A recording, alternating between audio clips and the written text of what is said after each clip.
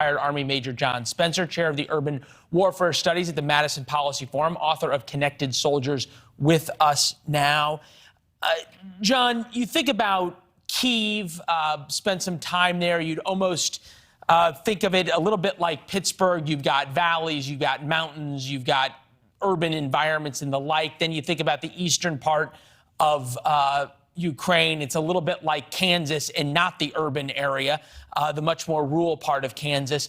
What's going to be the difference, and how does the advantage shift between what we saw for the first couple of weeks of the war and then this new phase? Yeah, I think you're right. I mean, Ukraine is a very flat country, especially in the eastern part of Ukraine. I mean, all roads still lead to urban, to be frank, Leland. I do think that the major objectives are still going to be urban terrain like Kramatorsk and Izium and the other cities. But you're right, the ranges between these cities are great, and they're not metropolises. They're great distances where the Russians can use their artillery, and they have thousands of artillery tubes, and they're longer range systems to try to close the distance and encircle the Ukrainian fighters inside of that pocket, which is the Donbass. Yeah, I'm thinking if we look at the maps, there's 20,000 or so Ukrainians, maybe more now as they've brought in reinforcements in the eastern part of the country, and the Russians have formed this giant sea around them. We understand the Russians have already cut off one group of Ukrainian fighters and closed in on them. How worried are we that it would not take much for the Russians to connect north and south on this map? I mean, of course we're worried. I mean, the fight started days ago. This is a literal fight for this part of Ukraine.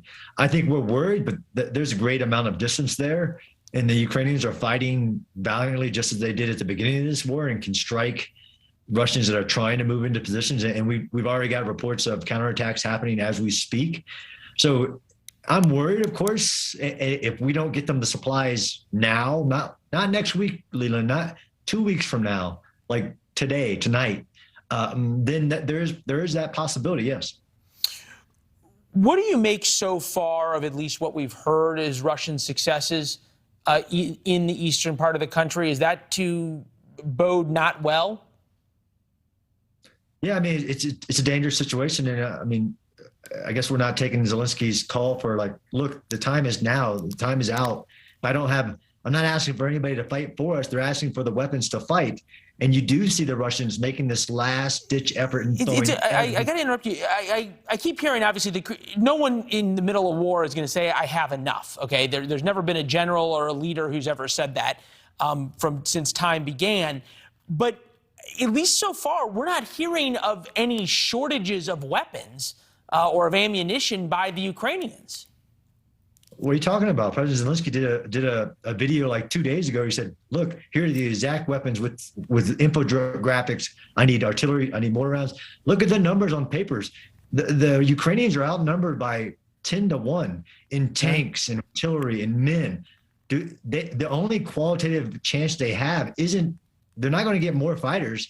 They need bigger weapons, more the drones that can take out big things, longer range artillery, like rockets, not just artillery. I mean, artillery is still only 18 miles out. And like we said, you're talking 40, 50 miles of closing in. And as you see the circle on that map, closing in, but there's still great distances.